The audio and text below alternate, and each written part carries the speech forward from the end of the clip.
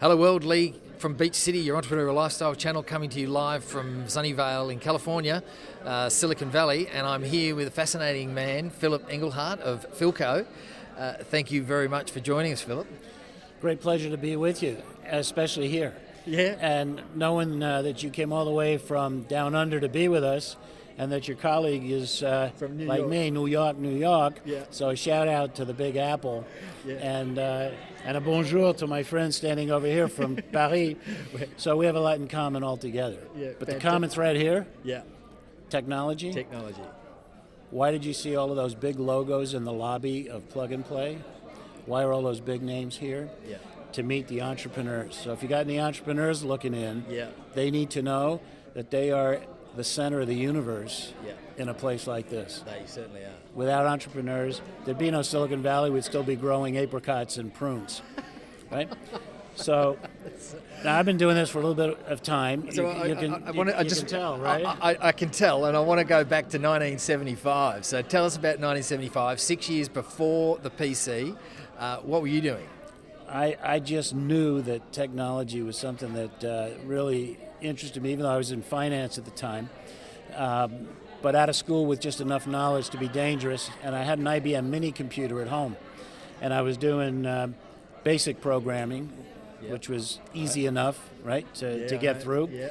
And that just gave me a perspective on the strategic value of technology and the fact that it might be more important to some companies than capital moving forward. Right. Because in a free market system, money for projects will always be found, but deploying the right technology for the right use case, that's always tricky. Yeah. And what you saw here this morning, entrepreneurs pitching, Yeah.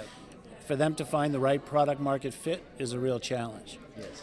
So you roll back to those days, and let's go forward from the 70s into the 80s, late 80s, early 90s, as I like to tell the kids here, back when there were only 14 of us on the internet. Life was simple. From a technology perspective, when it came to simple tasks, little word processing, little document storage, spreadsheets in their infancy. But in the digital media space, which was really intriguing, how would you cram moving images onto a hard drive at a time when, even though you had a video capture board, you had a hard drive that measured 40 megabytes? Right. Now today, anybody running Snapchat or even a Facebook feed is generating more than 40 megabytes per second while they're sending images to their family and friends. Right. Yeah. So talk about constraints. Yeah. And so in that time frame, there was a lot of really interesting pioneering work going on. And the word pioneer makes me think that I am a SIGGRAPH pioneer. And SIGGRAPH is an interesting organization. And if you just go to siggraph.org, siggraph.org, you will find reference to the history of everything that was the early days of digital media right on through. And back then, digital media was something specialized. Today, digital media is the way of life and the norm for all kids, all users, everybody. How would you shop on Amazon without digital media? Yeah. Right? How would you watch your favorite videos, play your favorite games? Yeah. How would you even communicate with your colleagues in a distant office? Yeah. All of that was crucial. So rolling a little bit further forward now, coming into the mid-90s, an interesting pair of guys, George Lucas and Rick McCallum, decided the time had come to try to make episode 1 of Star Wars digitally. Right. And even if not episode 1, at least future episodes of Star Wars were going to need to be made digitally to try to take what was in George's imagination and get it on film. And I was fortunate enough through my relationship with Rick to get roped into that conversation and developed a role as a technology advisor to Rick, who produced episode 1, 2, and 3 of Star Wars, and had an office up at Skywalker Ranch. Right. And what was intriguing was that in order to get the problem solved, who had a digital projector? Nobody. Who had a digital camera? Nobody. Who had digital workflow software? Nobody. How would you even begin the process of making a whole movie? So we had to round up companies from Silicon Valley who were mortal combatants on the field of commerce, trying to sell against each other in the marketplace. Think HP and Sun and Silicon Graphics and IBM. But when you said to them, George and Rick would like some help putting together technology for Star Wars, everybody's willing to come and listen and help. Right. So it was a very interesting initiative, and behind the scenes we managed to build some very interesting alliances. We got hands into the kids who were doing the seed design work in the art department in the main house at Skywalker Ranch, where George did his deep thinking and had the most proficient artists you can imagine to turn out the characters that everyone enjoyed eventually seeing on screen. And I will tell you that the most notable moment when I first set foot in the Star Wars art department was that the artists, I'll refer to them as kids, but they weren't all quite kids, but really talented, were building clay models for George to set up scenes, who had a little Sony Handycam on a roller skate, and he'd move it between the objects on two ping pong tables that were put together. And that was how you do pre-visualization on what a shot might look like as you were composing a scene for the movie. Wow. And determining the validity of the structures, architecture, the characteristics of the characters. But in the art department, a couple of the young kids who were getting really proficient on workstations and Macs that were well equipped started doing the design work digitally. Right. And before you know it, there was a moment of transition where the making of Star Wars got to be digital. And let's not forget that the authors of Photoshop worked at Industrial Light and Magic. Right. And they kept their day jobs even after Adobe started producing Photoshop. But that was the mindset. Yeah. You had the most diligent individuals who were passionate about computer graphics working in that environment, whether they were at Industrial Light and Magic or at Lucasfilm or at LucasArts, which is where the games were made.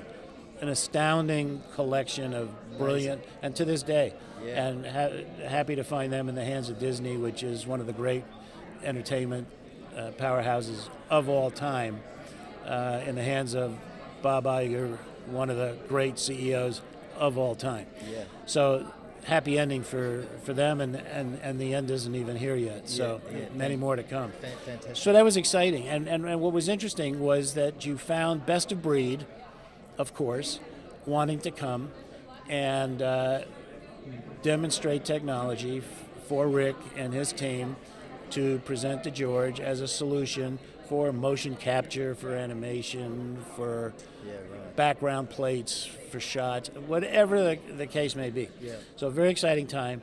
That was probably one of the more interesting Fantastic. periods of life. But if you look at the history of digital media and you think about how extraordinary it was to climb that hill in the mid-90s and look at what you can take for granted today. Yes. Yeah. Fascinating. And so, you know, often we say we look to, in order to see the future, we look back at the past. Gotta look back to see the front. Absolutely true. So where do we go from here? Here we are sitting in Silicon Valley, live streaming back to an audience in Asia and Australia. Absolutely. And if we are live in Asia, don't forget to get some sleep, because it's probably a little late for you at the moment, you know. Or actually, they may just be getting up nice and early, right? Yeah. So what does the future look like, you know, in terms of, from your view? So first of all, you'll always get a taste of the future right here at Plug and Play. Right. This is, when the slogan is Silicon Valley in a box, it is no joke. Right. Under this roof, you find the entrepreneurs, the seed capital, the infrastructure, the corporate partners that take you to market, everything you could ever need. The future looks like kids coming out of college who are today 12 years old and taking all of the technology that you might even have struggled with to learn for absolute granted. Yeah. They will come out and they will see a world in a completely different mindset, from self-driving cars to automated grocery transactions to 3D printing of vital organs and components for virtually every business. It will be so far away from the days of Thomas Alva Edison and all the great inventors of our day. And I say that just after the sad passing of Stephen Hawking, who knew all of this was coming. He certainly did. Philip, I mean, I could sit here and talk to you all day, and unfortunately I can't. We don't have all day. We don't. Right? We don't have all day. And time is the biggest asset we have, right? The one thing we will never be able to reinvent, even here in Silicon Valley, is time. So I just Thanks want to for coming to visit us. I just want to finish off with one more thing. You made a comment to me before. You said, just remember, the internet is not the internet. Tell us what that is. Hugely important. The internet is part of the infrastructure of today's life. It is parallel to the electrical grid, communication wires, plumbing. Nobody comes back from Chicago and says, hey, guess what? They got electricity up there, because we take it for granted. Right. So internet connectivity is absolutely global. It's as fine as the fabric of my shirt. You can plug in anywhere at the crosshairs of longitude and latitude. You're connected. Yep.